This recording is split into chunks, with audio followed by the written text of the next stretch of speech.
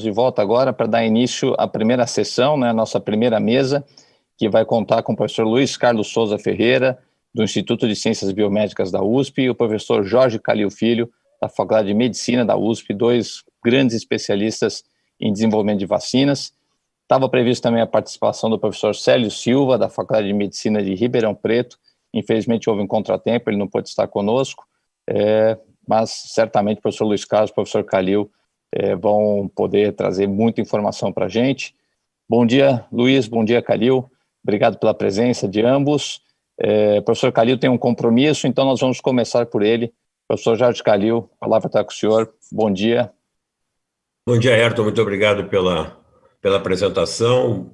Reitor, magnífico reitor Varran Gopião, prazer estar aqui. Nós também, o professor Carlotti, nosso pró-reitor de pós-graduação, e na presença dos meus amigos Ari e Glauco e todos os outros professores que vão falar, que estão nos ouvindo, e os alunos. É um prazer estar aqui com vocês e tentando responder algumas das muitas dúvidas que nós temos justamente sobre essas vacinas.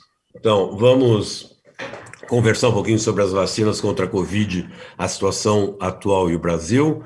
Lembrando vocês que quando essa pandemia começou, lá pela metade de abril, nós tínhamos um grandíssimo número de mortes, chegava a 6.800 por dia, uma grandíssima contribuição da Europa e também dos Estados Unidos.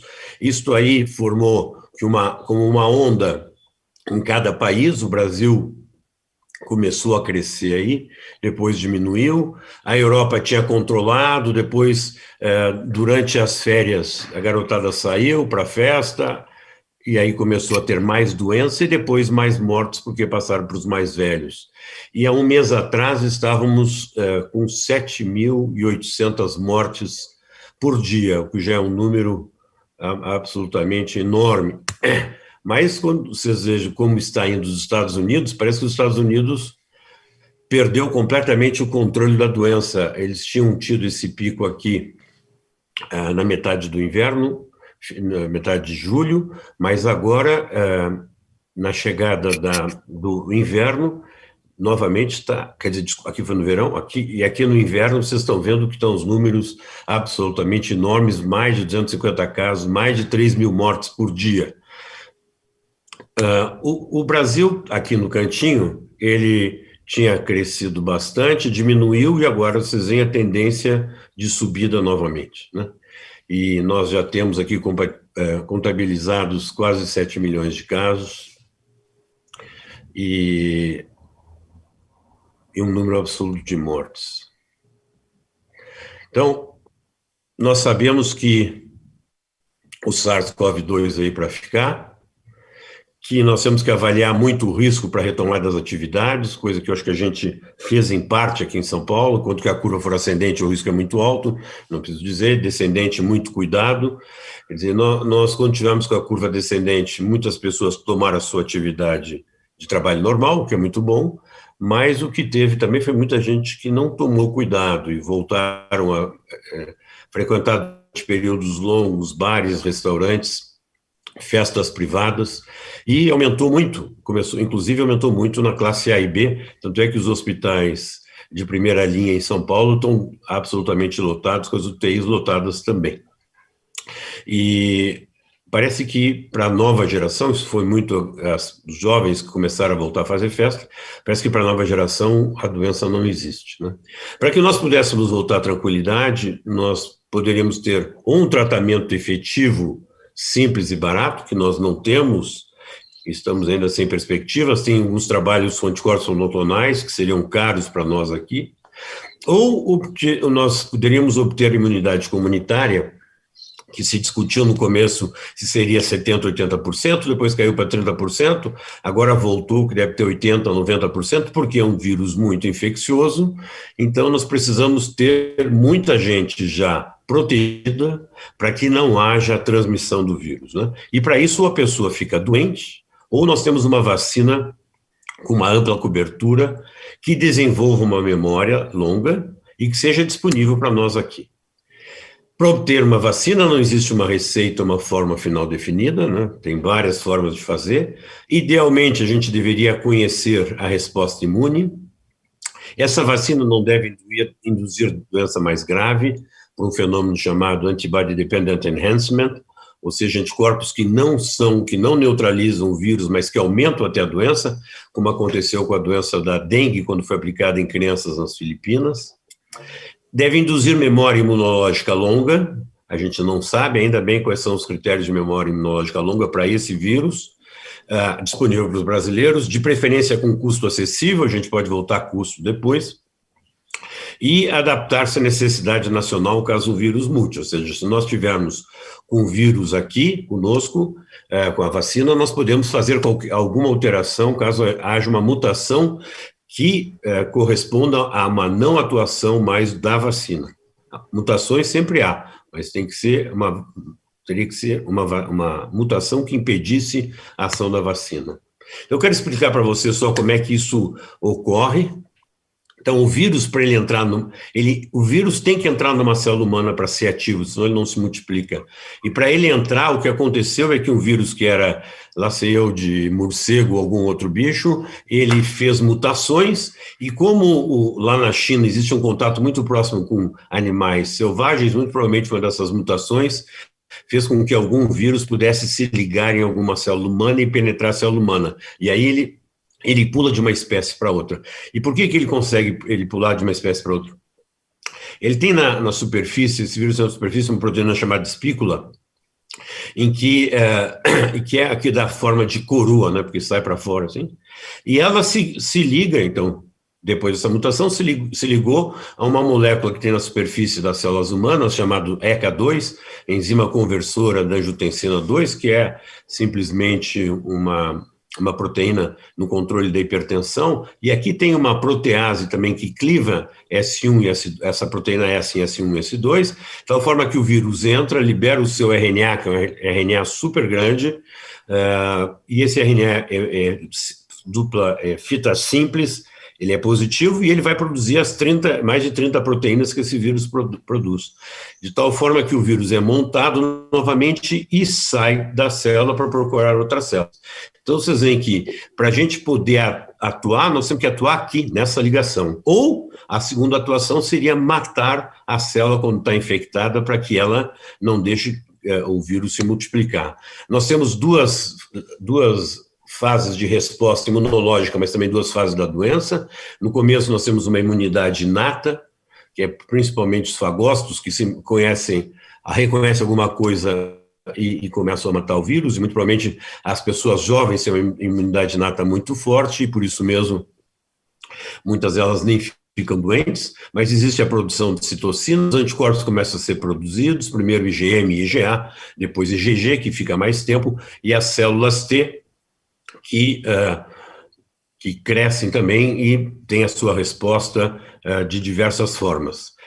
Só lembrando ainda da parte imunológica, se a carga viral inicial é pequena, pode ser que a gente consiga resolver o problema com a nossa produção de interferon. Carga viral maior fica mais difícil, e o interferon é o grande protetor nessa primeira fase. Eu não vou me alongar aqui.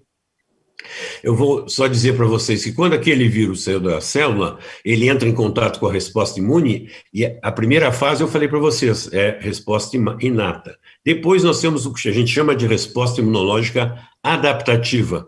E essa resposta adaptativa é o que nós vamos buscar quando a gente faz uma vacina. Então, na vacina, nós vamos induzir uma resposta adaptativa. E essa resposta adaptativa, o que é? Bom, nós temos células que são especializadas a produzir anticorpos, que são os linfócitos B, que reconhecem diretamente o vírus através das IgM de membrana e vai produzir anticorpos. E nós temos as células CD4 positiva, T auxiliadoras, que elas, por outro lado, reconhecem as partículas virais apresentadas por uma célula apresentadora de antígeno e através das moléculas HLA de classe 2, que são individuais. E isso pode ser muito importante em termos de resposta individual contra um vírus qualquer, especialmente contra esse tipo de vacina.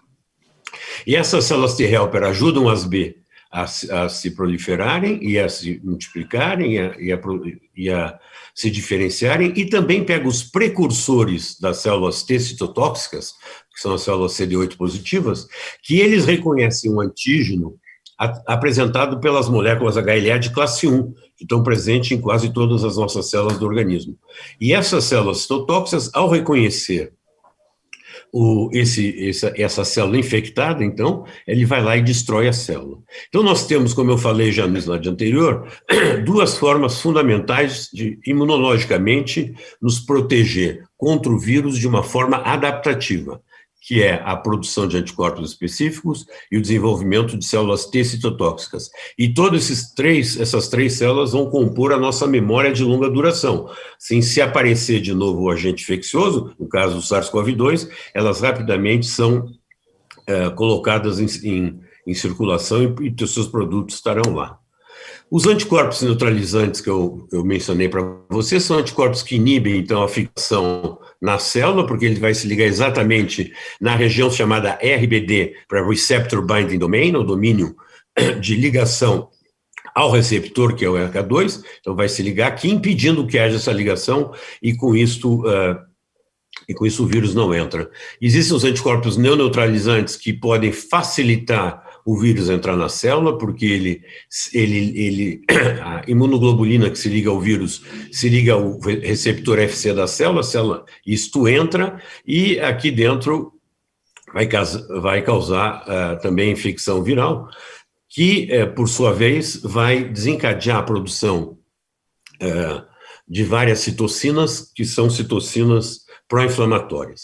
As citocinas pró-inflamatórias são muito importantes no primeiro momento, porque o interferon, como eu falei, pode acabar com o vírus, mas mais tarde elas podem ser responsáveis porque a gente chama de tempestade de citocinas, que causa a segunda parte da doença, que é a parte mais inflamatória. A gente sabe também que quanto maior a resposta celular, aqui CD4, maior a produção de anticorpos do tipo IgG contra o Receptor Binding Domain, e isso acontece também com as IgAs, que são as imunoglobulinas de mucosa. Então, as imunoglobulinas de mucosa, elas também são dependentes da melhor resposta CD4 para que tenha um título maior.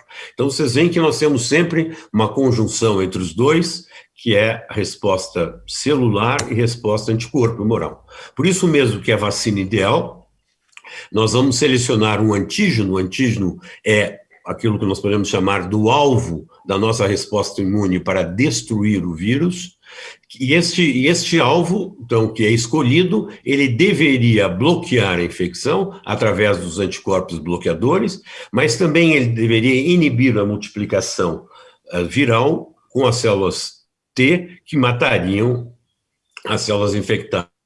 E esse antígeno, ele é colocado junto de um adjuvante, ou seja, uma substância química que induza uma maior resposta imune, ou ele é colocado junto com um vetor, que é aquele que vai levar, digamos, esse antígeno que nós escolhemos para dentro da célula e desencadear a resposta. Quando a gente fala com essas múltiplas vacinas, a gente sempre fala no vetor, e eu vou fazer algumas considerações sobre o antígeno. Então, as abordagens para a produção de vacina são várias. Se nós tivermos aqui o SARS-CoV-2, a vacina chamada inativada é simplesmente esse vírus que foi inativado, morto. A gente não chama morto, então inativado com uma substância química. Geralmente desintegra o ácido nucleico do vírus e ele não se multiplica mais. Essa é uma forma super antiga de fazer vacina.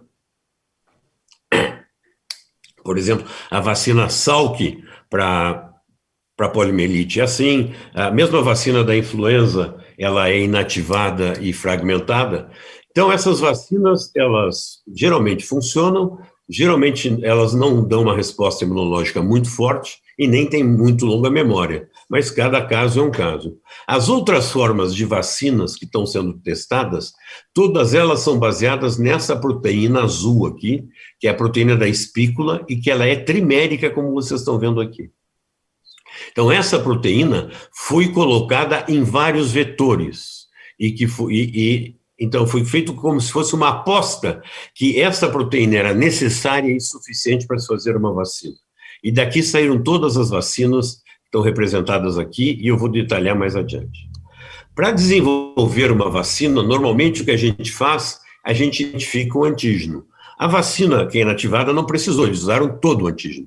E nas outras vacinas, como eu disse para vocês, eles escolheram a proteína da espícula e fizeram uma aposta aí. E por que isso? Porque nos trabalhos de SARS-CoV lá atrás, em 2002, se viu que anticorpos contra a proteína da espícula eram suficientes para neutralizar, mas isso é um braço da resposta imune. Depois tem que produzir o antígeno, tem que testar em animais, mostrar que a vacina funciona, fase 1, fase 2, fase 3, até aprovar e o registro. Então nós temos muitas vacinas aqui na fase 3, que é a última parte do ensaio do clínico. Agora, se diz que para chegar até a prova de conceito se leva normalmente 10 anos e custa 20 milhões de dólares. Nós estamos trabalhando muito nisso aí, nós estamos chegando na prova de conceito, evidentemente que nós não ganhamos 20 milhões de dólares, mas nós conseguimos sim um auxílio do Ministério de Ciência, Tecnologia e Inovação, eu acho que tem que ficar claro isso, que nos deu aí aproximadamente $1 milhão para o meu grupo, e para o grupo do Ricardo Gazinelli, que são os dois grupos ao qual o governo fez o que se chama de encomenda tecnológica. Bom, se nós olharmos a última registro da Organização Mundial de Saúde, que lá sempre ela publica nas quintas-feiras, então no dia 10 de dezembro de 2020, tem 200 vacinas registradas em testes no mundo, né, das quais as 2 brasileiras que eu acabo de mencionar. E tem mais de 50 que estão em ensaios clínicos. Dessas 50 de ensaios clínicos, tem 13 na última fase, que são ensaios clínicos de fase 3. Então, eu vou falar um pouquinho para vocês, são as vacinas inativadas, as vacinas com vetor viral, as subproteínas e as vacinas de ácido nucleico. Então, o que é isso? A vacina inativada, como eu disse para vocês, é o vírus tal qual que você produziu em grandes quantidades e aí você inativa, invasa e aí está a vacina. Você testa qual é a quantidade que precisa para induzir uma resposta. Na China tem 3 diferentes institutos chineses, empresas chinesas que se confundem, e na Índia tem uma empresa também de vacinas conhecida, Bharat, que está trabalhando, e elas todas estão em fase 3, porque é a vacina mais rápida de fazer. Você não tem que pensar muito, você pega o agente infeccioso, inativa e usa como vacina. Inclusive, essa vacina estava sendo desenvolvida já no Instituto Butantan desde o começo, mas não foi para frente.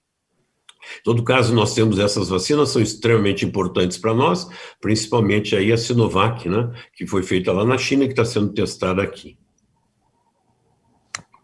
Pois um outro grupo de vacinas que para mim são todas também muito semelhantes, são as vacinas chamadas de vetor viral não replicativo. Então, esse vírus não se multiplica e você o que faz? Você coloca a informação genética da proteína da espícula no genoma do vírus. E aí, essa proteína vai se apresentar na membrana do vírus, e isso aqui é vacina. Então, vacina como essa nós temos várias. Nós temos a famosa vacina de Oxford, ou da AstraZeneca, a CanSino, que é uma vacina, que é uma empresa chinesa, que está fazendo esse tipo de vacina. Depois a Janssen, que é uma vacina também, que é feita pelo Dan Baruch, lá de Harvard. Ele utiliza um adenovírus 26 humano, a CanSino adenovírus 5 humano, e a vacina russa utiliza os dois. Ela utiliza primeiro o adenovírus 26, depois o adenovírus 5, no que a gente chama de Prime Boost, ou primeira imunização e reforço. Então, nós temos aqui adenovírus de chimpanzé, adenovírus humano, adenovírus 5, 26, 26 e 5. Né? Então, falam mal, tal, mas essas vacinas todas, no meu entender, têm muita chance de funcionar. Né? Inclusive, eu até teria esperança nessa russa aqui, porque ela não usa o mesmo vetor para fazer a primeira imunização e a segunda. Nós podemos voltar a essa discussão, se vocês quiserem. Depois surgiram as vacinas de ácidos nucleicos, que são uma promessa há muitos e muitos anos. Eu revisando projetos de de venture capital nos Estados Unidos, empresas de venture capital americanas, há muito tempo que eu vejo essas propostas de vacinas de RNA, e nunca tinha saído nenhum, né? Até que foi feito justamente uma húngara, trabalhando com David Baltimore, conseguiu fazer com que esse RNA, colocando algumas extensões no RNA, ele ficasse estável e não causasse tanta inflamação quando injetado. E aí, aparentemente, se resolveu o problema. Em todo caso, a vacina de RNA é RNA mensageiro, então o RNA mensageiro é o que leva a mensagem do DNA até o núcleo da célula para produzir proteína. Esse RNA mensageiro tem algumas sequências que ele estabilizam e diminuem a inflamação. Ele é colocado numa nanopartícula de gordura lipídica. Essa nanopartícula lipídica, ela se liga na célula, injeta aí o RNA produz as proteínas, e essas proteínas são colocadas em circulação para desencadear a resposta imune, né? Eu perguntando para um diretor da Moderna, ele me disse que esse RNA fica até 9 dias na célula produzindo e depois ele destruído. Você pode fazer de DNA também, que a informação da espícula entra num plasmídio, num segmento DNA que é eletroporado no indivíduo. E quando nós olhamos a vacina da Pfizer, é fantástico, porque eles fizeram ensaio clínico de fase 3, em 2 meses, eles colocaram 44 mil voluntários no teste, 44 mil voluntários. Desses, eles fizeram um anúncio preliminar, e depois, uma semana depois, fizeram o anúncio definitivo, em que eles avaliaram, nesses 44 mil voluntários, 170 casos de Covid. Desses aí, 8 tinham a vacina, 8 receberam a vacina e 162 não receberam vacina. A gente pode calcular a frequência, pode calcular a eficácia. Em todo caso, isso dá uma eficácia de 95%, ou seja, quem tomar essa vacina só tem 5% de chance de não ficar doente. Eles têm dados de eficácia em idosos que ainda são preliminares, porque o número de casos não é tão grande, embora eles tenham colocado no estudo mais de 25% de idosos, e a eficácia nesses indivíduos é por volta de 90%, 89%, 90%. Mas evitou também doenças graves, o que é muito bom, né? Então, evitou doença e evitou doença grave. O grande problema dessa vacina é que ela tem que ser conservada a temperatura de menos de 70 graus centígrados, que, como vocês sabem, é a temperatura de ultrafreezer de laboratório especializado, né? Eu tenho uns 15, custa uma fortuna, e para manter é outra fortuna. Mas a Pfizer, ela desenvolveu caixas com gelo seco, que pode manter, dizem agora, até 30 dias essas vacinas. E tem lugar para botar gelo seco. Então, dependendo do lugar que você vai, você compra gelo seco, se tiver disponível, e coloca, e pode manter mais tempo. E ela tem caixas que tem até 5 bandejas, cada uma com 1.000 doses cada uma, e apesar de ser um inconveniente para o Brasil, eles estão facilitando, de certa forma, para que a gente possa realmente ter acesso a essa vacina, que é uma vacina fantástica. A outra vacina que é fantástica é a vacina da Moderna. Ela foi desenvolvida muito no NIH, no Vaccine Research Center, com Barney Graham, amigo do Estre meu, e que eles, logo depois que fizeram o sequenciamento da proteína da espícula, eles sintetizaram o RNA, fizeram os testes em camundongos, fizeram os testes em macacos rezos, desenvolveram toda a documentação, fizeram em boas práticas de manutenção e já fizeram o envio para os primeiros estudos clínicos, ou seja, 2 meses depois de a gente saber a sequência do vírus, incríveis 2 meses depois, já estava começando o ensaio clínico, que é fantástico. E aí foram feitos fase 1, fase 2, eles estão terminando fase 3. Agora, normalmente a gente fase 1, fase 2, fase 3 são espaçadas, fase 1 um ano, fase 2, mais outro ano, fase 3 outro ano. Aqui foi começado com apenas 1 mês de distanciamento. Lembrando que a fase 1 a gente vê segurança, fase 2 a gente vê também segurança, e também a dose, né, quantas doses precisa e que quantidade, e na fase 3 a gente testa realmente no campo, em que as pessoas recebem ou placebo ou a vacina, vão para a sua vida normal, e a gente observa os casos de Covid, e existe um grupo chamado, aqui no Brasil, que chama Grupo independente de avaliação, nos Estados Unidos chama de DSMB, para Data and Safety Monitoring Board, que avalia as vacinas. Cada estudo tem o seu grupo de avaliação, que são pessoas que têm que ser acima de qualquer suspeita. Os Estados Unidos, o governo americano, ele está financiando grande parte dessas vacinas, e então ele criou um DSMB só, né, que são 10 pessoas, tem 8 americanos, 2 estrangeiros, eu sou um deles, e nós temos visto com muita frequência os resultados, nós temos reuniões semanais, quando não somos chamados de urgentes em outros momentos. Então, cada efeito adverso grave é comunicado a esse DSMB, que delibera se o estudo pode ou não pode continuar. E a cada momento já predeterminado são feitas essas análises preliminares de eficácia, que a gente tinha feito da Moderna, que depois foi publicado, depois a Moderna publicou de novo, e agora a Moderna tem um grande número já de casos de Covid, e ela vai apresentar isso para o FDA.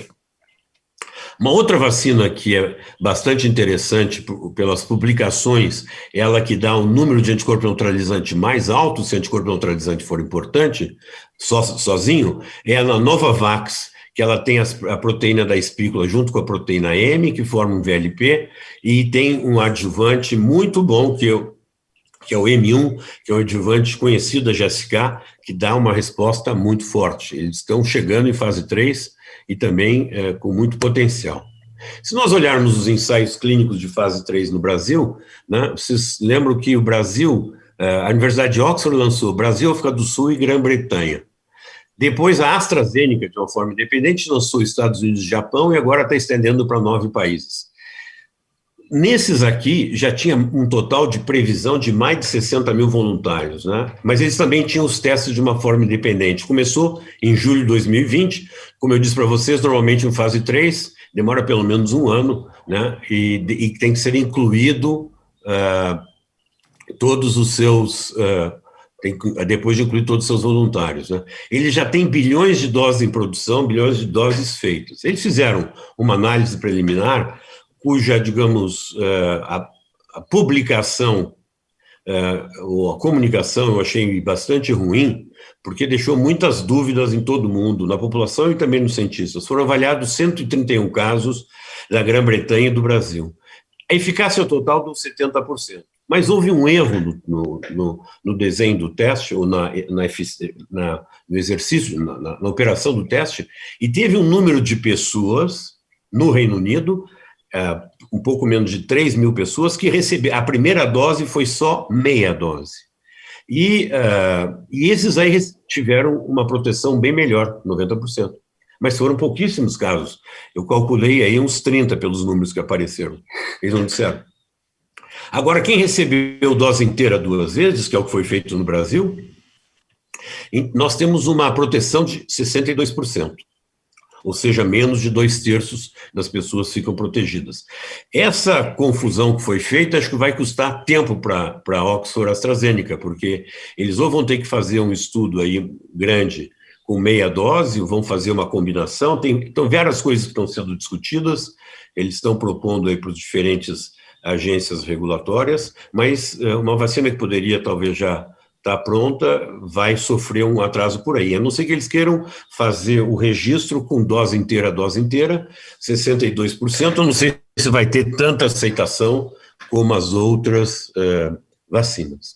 A vacina da Sinovac, então, ela está sendo feita toda ela na China, as primeiras que chegaram já na seringa, pronta para injeção, as outras chegaram na forma granel, ou seja, a vacina está pronta, ela é envasada no Brasil para distribuição. Foram calculados 9 mil indivíduos no começo para serem os voluntários, porque tinha muita gente doente no Brasil, e diminuiu, resolveram aumentar para 13 mil, e agora resolveram aumentar para 19 mil voluntários no Brasil. A última informação que eu tinha é que ainda não tinha chegado nas 13 mil inclusões, eu não sei, Dr. Esper, o doutor Dimas vai poder falar daqui um pouquinho. Ainda teria sido anunciado que já tem um número mínimo de casos, que seria 61, né? A comunidade em geral acha 61 casos um número muito restrito de casos para fazer avaliação de uma eficácia de uma vacina que seja tão importante, e esse estudo começou em julho de 2020. Muito provavelmente nós vamos precisar de outras vacinas de segunda geração. Então, as 4 vacinas que já anunciaram dados de fase 3 estão aqui, né? A Oxford, a Moderna, a Pfizer e a Gamaleya, a Sputnik, também anunciou os resultados preliminares, mas com apenas 20 indivíduos. Nós resolvemos fazer algo diferente, eu vou rapidamente falar sobre isso. Nós estudamos aí 215 convalescentes da doença, nós vimos os títulos de anticorpo neutralizante. Então, em muitos deles, já 40 dias após a doença, eles não tinham anticorpo neutralizante, e o título de anticorpos, de quantidade de anticorpos, fazia uma curva gaussiana, alguns indivíduos com altíssimo título e outros muito baixos. Mas o que nós observamos também é que o título de anticorpo neutralizante, 6 meses depois da doença, já tinha caído, em muitos casos, a um nível imperceptível. Então, uma queda bem grande dos anticorpos. E também nós fomos estudar a célula T, eu vou passar isso aqui rapidamente, nós fizemos uma seleção dos possíveis epitopos T espalhados em todo o genoma do vírus, e não só na proteína spike, para justamente ter uma maior cobertura. Isso a gente faz por bioinformática e predizendo a ligação nos antígenos HLA. Depois nós sintetizamos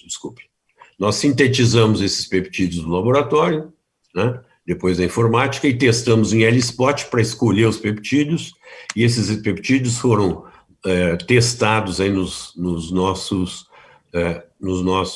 doadores, de tal forma, então, a partir do sangue, nós previmos os peptídeos e escolhemos, previmos também qual era o melhor antígeno para desencadear a resposta B, tanto antígenos lineares sintetizados em chips, ou também em antígenos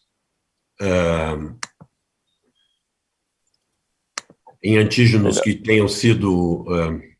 Professor, desculpa interrompê-lo aí, é só para avisar o público que parece que tá algum problema no Google como um todo, caiu o Gmail, está caindo o YouTube, o chat já desapareceu aí durante a fala do professor Khalil. Vamos conseguir com o evento, mas se por acaso cair a transmissão, a gente vai retornar o mais cedo possível, mas só para avisar a todos que é um problema que está fora das nossas mãos resolvê-lo, né? Parece que deu um bug geral aí. Uma dúvida, vocês estão gravando aqui, porque agora estão, né? Porque vocês não estavam gravando aqui, né? Tá, para mim aparece como gravando, estamos gravando, tá, gente, sim. Tá, então tudo bem. Tá ok, então, obrigado. Por enquanto a transmissão segue em frente, então, Khalil, por favor, vamos continuar, mas só deixa o aviso aí para se cair, por favor, aguardem e a gente volta assim que possível. Tá? Por favor. Bom, obrigado. Então, nós sintetizamos uma proteína completamente nova e nós estamos testando em nanopartículas e VLPs, em camundongos, vendo qual é a melhor formulação possível para depois fazer as outras etapas e chegar em ensaio clínico. Eu vou ser um pouquinho rápido, porque eu já vi que passei o meu tempo. E a nossa proposta é fazer uma imunização intranasal, uma instilação nasal, porque ao fazer isso nós aumentamos bastante os anticorpos contra a RBD, contra o Receptor Binding Domain, sobretudo de GA, que é a imunoglobulina de membrana, e também promovendo os linfócitos T residentes no pulmão. Então, nós testamos os indivíduos, validamos, estamos melhorando em camundongos, prova de conceito, né? Aí fazer o escalonamento, teste de segurança em 2 espécies animais, para depois fazer as fases clínicas 1, 2 e 3 e licenciar o produto. As características da vacina que nós estamos buscando aqui na USP é induzir anticorpos neutralizantes, induzir memória longa, sem efeitos adversos graves, ter ampla cobertura de proteção na população, administração em mucosa não injetável, preferenciamento monodose, baixo custo, estabilidade térmica e domínio completo de tecnologia. As questões para reflexão são, para que a gente tenha uma vacina que todo mundo confie, qual é o número de eventos, casos de Covid, tempo de observação que nós precisamos? Eu fui voto vencido, eu achava que tinha que ser mais do que 2 meses. Ela tem que dar uma ampla cobertura da população, a OMS diz que acima de 50% está bom. Aí, bom, 50%, se for 70%, eu como indivíduo sou grupo de risco, eu não vou poder retomar a vida normal, é claro, porque eu tenho ainda 30% de chances de pegar a doença. Agora, sem dúvida que para a população é importante que vai diminuir a circulação do vírus, e nós precisamos do espírito cívico muito aguçado. Qual é que será a eficácia em diferentes idades, minorias e grupos de risco? Isso aí, nós temos aí tantas minorias raciais aqui no Brasil, como é que vão responder? E também temos minorias e maiorias econômicas, que também pode responder de uma forma diferente. E o efeito da vacina? A vacina está sendo testada para evitar doença. Né? Tem até a Janssen, a vacina dela é para diminuir doença grave. Agora, o ideal é que nós tivéssemos uma vacina que esterilizasse, ou seja, que o vírus não circulasse mais no nosso nariz, na nossa orofaringe, para a gente não transmitir, porque senão a gente está livre da doença, mas transmite para outros. Então, eu já falei sobre detecção de tecnologia de produção, capacidade de produção e estocagem também é importante, porque nós temos uma capacidade boa no Programa Nacional de Imunizações, de estocagem a frio, de geladeira, não a ultratemperatura, e a nossa capacidade de distribuição também varia. Se nós começarmos a vacinar em abril, é a época da vacinação da influenza, e isso, sem dúvida, vai dar problema. E tem as questões discutidas na sociedade de quem deve receber a vacina primeiro, os mais expostos ou os de maior risco, e cabe isso. Em todo caso, para que a gente tenha qualquer coisa de vacinação, o que nós precisamos é uma vacina. Por enquanto só temos uma vacina, que é a Pfizer, muito provavelmente em breve teremos da Moderna, e espero que o Brasil compre todas as vacinas possíveis para que a gente tenha acesso. Esse trabalho que eu falei para vocês é feito em colaboração com muita gente, na Faculdade de Medicina, no ICB da USP, na farmácia e na Unifesp. Bom, eu quero parar por aqui, desculpe, eu passei o meu tempo, eu espero que tenha sido claro. Claríssimo, professor, obrigado por esse panorama aí, incrível, muito complexo, mas impressionante realmente que a ciência foi capaz de fazer. Eu lembro nos primeiros eventos que a gente fez no início deste ano, né, discutindo a pandemia e muitas dúvidas se seríamos capazes de desenvolver uma vacina num prazo curto, né, e não só fizemos uma, mas várias, e todo mundo muita expectativa aí para que elas sejam disponíveis o quanto antes. Então, obrigado mais uma vez, e agora eu passo a palavra, por enquanto nossa transmissão está seguindo em frente, passo a palavra para o professor Luiz Carlos, do Instituto de Ciências Biomédicas da Universidade de São Paulo. Luiz, bom dia, a palavra está com você agora, por favor. Seu microfone. Muito obrigado, Ayrton. Bom dia para você, bom dia a todos os participantes e ouvintes. É um grande prazer, satisfação estar aqui com esse grupo tão destacado, tentando esclarecer aspectos ligados às vacinas,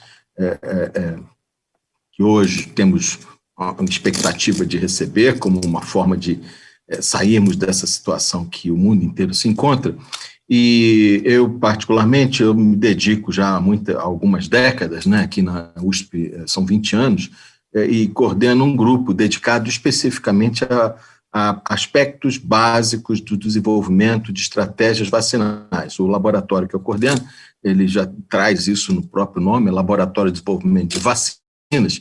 Eu também trabalho e coordeno a plataforma científica Pasteur-USP, que é uma parceria recente, mas muito importante, envolvendo a USP, a Fiocruz e o Instituto Pasteur, como o próprio nome diz, que é uma instituição voltada para situações como essa, grandes epidemias, desafios na área de microbiologia. E como foi bem colocado agora pelo professor Khalil, que já deu uma belíssima revisão, não só sobre a doença, sobre o vírus, sobre as vacinas, de um modo geral, as vacinas que hoje estão aí na linha de frente para serem utilizadas e adotadas no mundo inteiro, eu prefiro, acho que já pelo avançado da hora, não entrar numa apresentação específica, mas só pontuar um ponto aí que eu acho que é bastante relevante, é da importância de que laboratórios de pesquisa no país, como bem mencionado e bem demonstrado pelo Calil, o próprio Ricardo Gazinelli, o Célio Silva, que infelizmente não pôde estar aqui presente conosco, lá em Ribeirão Preto, mas temos um grupo aqui na verdade, vários grupos de pesquisa no Brasil que se dedicam e têm competência nessa área de desenvolvimento de vacinas.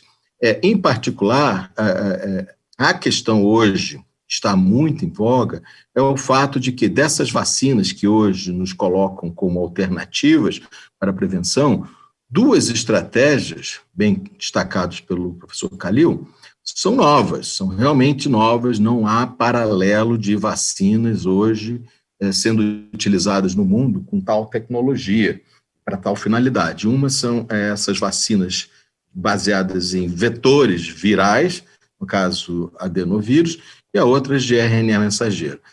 O advento dessas vacinas, caso elas venham de fato, assim como já foi feito para a de RNA mensageiro mesmo para adenovírus, isso abrirá um capítulo novo na história das vacinas, ou vacinologia, porque traz perspectivas que novas tecnologias permitirão não só a aplicação, nesse caso específico da Covid, mas abrirão perspectivas para novas vacinas serem implementadas em tempo recorde. No nosso grupo, em particular, ele tem expertise em diferentes tipos de estratégias vacinais e temos estudado em condições experimentais várias dessas abordagens, desde proteínas recombinantes, proteínas purificadas, são chamadas vacinas acelulares, utilizando formulações contendo os chamados adjuvantes, as vacinas genéticas. E, em particular, nesse momento, em parceria com o professor Norbert Pardi, da Universidade da Filadélfia, nos foi possível implantar uma série de tecnologias fundamentais para o desenvolvimento de vacinas de RNA mensageiro. Então, hoje, aqui na USP, no ICB, onde está o nosso laboratório, temos em andamento 5 formulações baseadas em RNA mensageiro, focando antígenos do SARS-CoV, e a expectativa, é claro, ainda em condições experimentais, é validar todo esse processo e demonstrar essa eficácia, trazendo novidades e trazendo particularidades que nos permitirão, no futuro, espero eu, não muito distante, a não apenas dominar a tecnologia, mas ter propriedade mesmo em invenções relacionadas a essa tecnologia.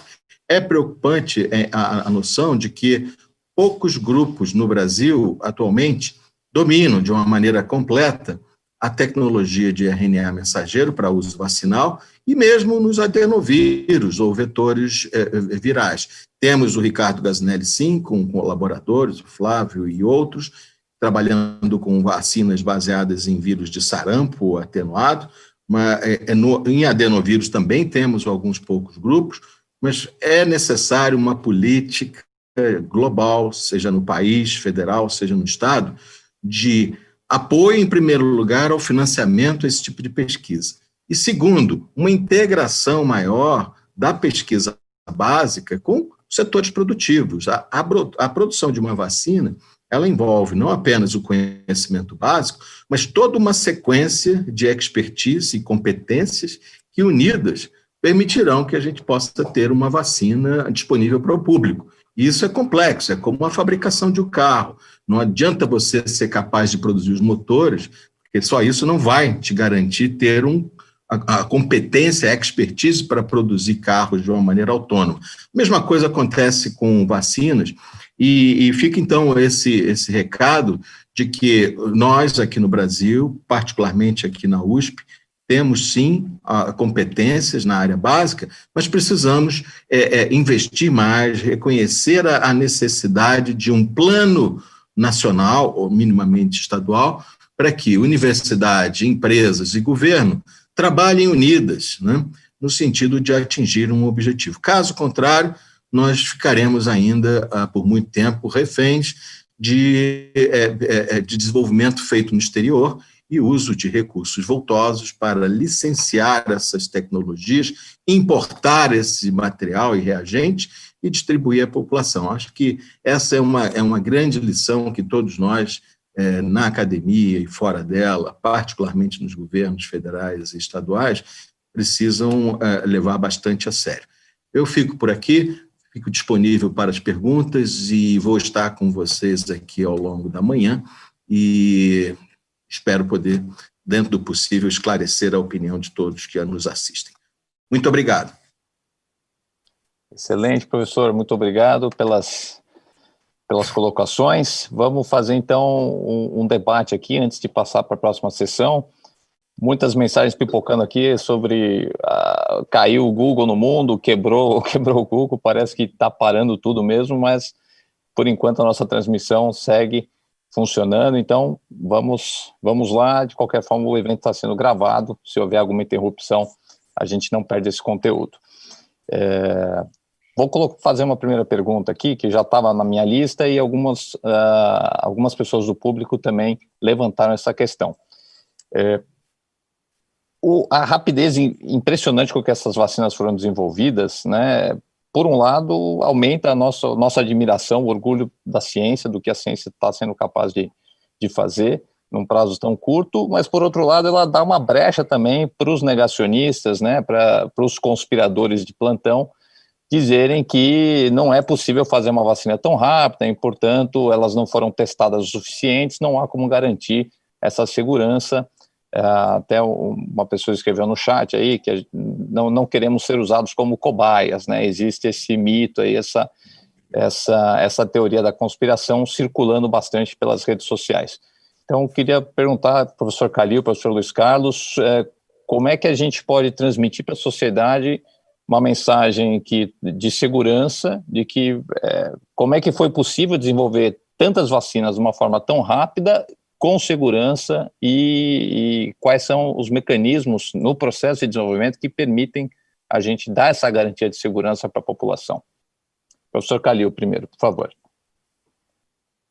Ok. Bom, isso foi possível porque nós tem muitos grupos já em desenvolvimento de pesquisa. O Luiz Carlos falou muito bem. Muitos dos grupos já tinham uma plataforma para fazer uma vacina. Então, por exemplo, na Universidade de Oxford, eles tinham uma plataforma do vírus de chimpanzé, que eles estavam testando contra ebola, contra o SARS, outras coisas, não tinham a pressão de tempo que surgiu. Então, eles tinham essa plataforma. Aí foi injetado uma quantidade muito grande de recursos, e eles o que fizeram? Então, eles já tinham o vírus, o vetor viral, colocaram a proteína spike, que eu disse para vocês, que não deixa de ser uma aposta científica, e logo rapidamente testaram em modelos animais para entrar em humanos. Então, veja, tem muito recurso aí, tem plataformas, tem uma sociedade científica alerta, né? Eu acho que os caras estavam alertando para isso no Brasil, nós tínhamos que ter isso, né? Até no tempo que eu estava no Butantan, eu fiz um grupo chamado Grupo de Ações Rápidas para Doenças Epidêmicas, que ia ter esse tipo de atuação quando fosse solicitado, mas parece que não existe mais. Então, nós temos que ter isso no Brasil. E foi injetado muito dinheiro. Agora, está todo mundo olhando de lupa o que está acontecendo nessas fases 2 e 3, estão acompanhando por muita gente. Então, eu acredito que com isso dá uma tranquilidade maior. Realmente, os estudos de fase clínica são mais longos, mas agora, com esse tempo, olhando muito de perto, e continuaremos olhando de perto, nós já podemos vacinar. Perfeito, é importante, é um prazo curto no contexto da pandemia, mas são tecnologias que não começaram a ser desenvolvidas do zero agora, né? São tecnologias que vêm desenvolvidas já há muitos anos. A gente só teve um alvo novo para testar essa tecnologia. Luiz Carlos, como é que você vê esses questionamentos aí?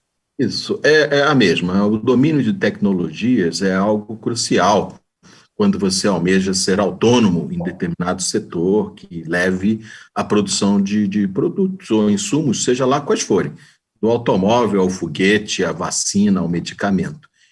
E o apoio para esse tipo de iniciativa da pesquisa básica, que é fundamental, mas sozinha ela não tem como gerar o produto na sua forma que é oferecida à sociedade, isso é crítico. Não basta dizer que essas empresas que estão hoje desenvolvendo essas vacinas mais próximas a serem aprovadas, elas receberam bilhões de dólares, que é algumas vezes o orçamento que o Brasil, seja governo federal, estaduais e tudo mais, investiu em pesquisa própria, sabe? Então, é algo para se refletir bastante sobre o futuro de uma nação. Agora, quanto à segurança, vacinas são hoje algo muito regulado e monitorado justamente pela questão de mexer com a saúde das pessoas, de você administrar algo numa criança e ela ter a expectativa de estar protegido contra uma doença ao longo de vários anos,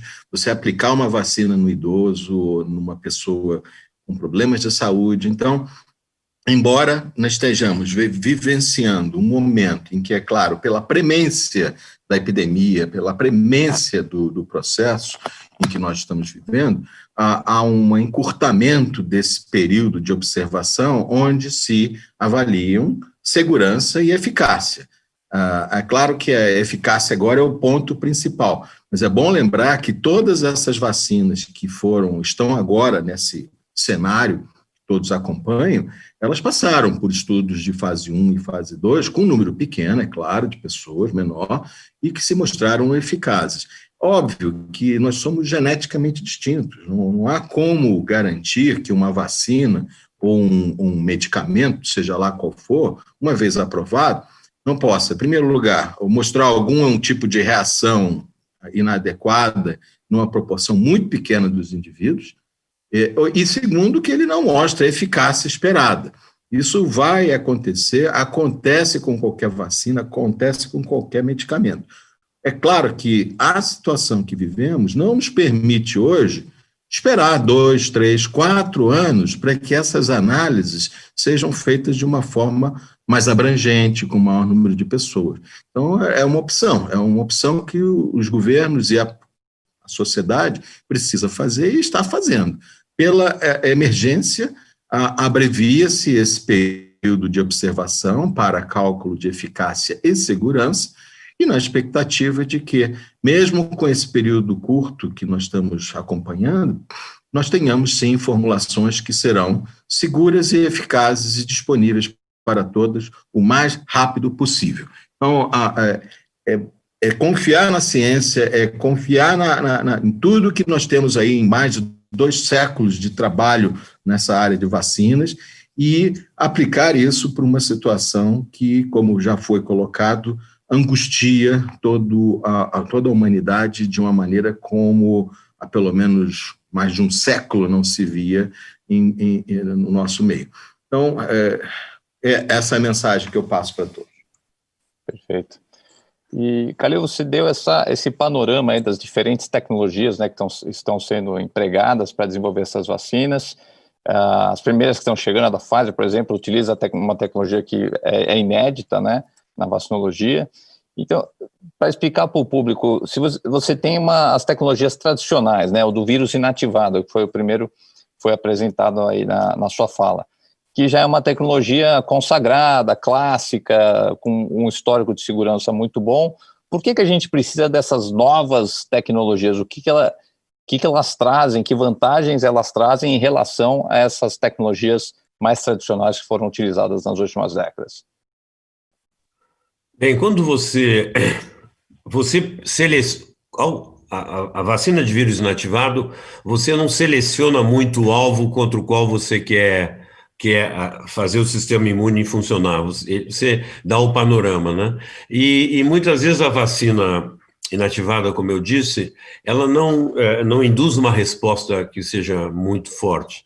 As pessoas estão querendo fazer esta vacina, por exemplo, essas vacinas de RNA, elas são rápidas de fazer, são extremamente imunogênicas, e você escolhe especificamente os alvos, né? Porque tem algumas coisas que pode acontecer com as vacinas inativadas virais, são síndrome de Guillain-Barré a médio prazo, pode ter anticorpo facilitador em vez de anticorpo neutralizante, porque a quantidade de anticorpos que você forma é bem maior, já que você não focaliza.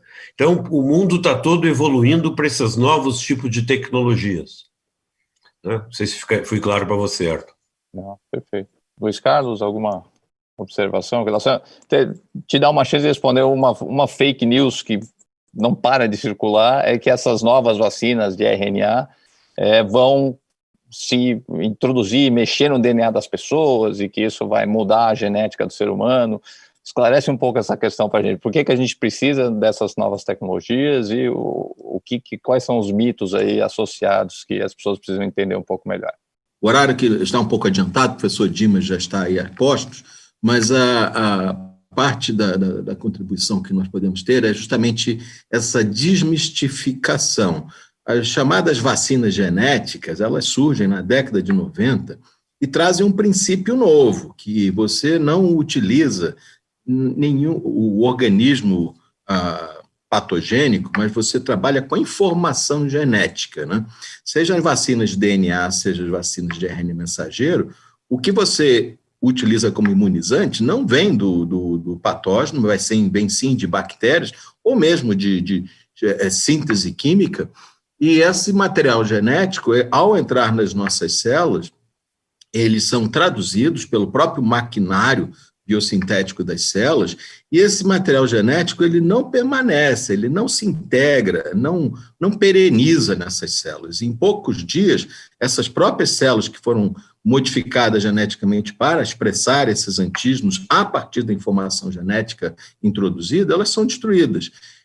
Mas o período de expressão já garante uma resposta imune ampla e duradoura.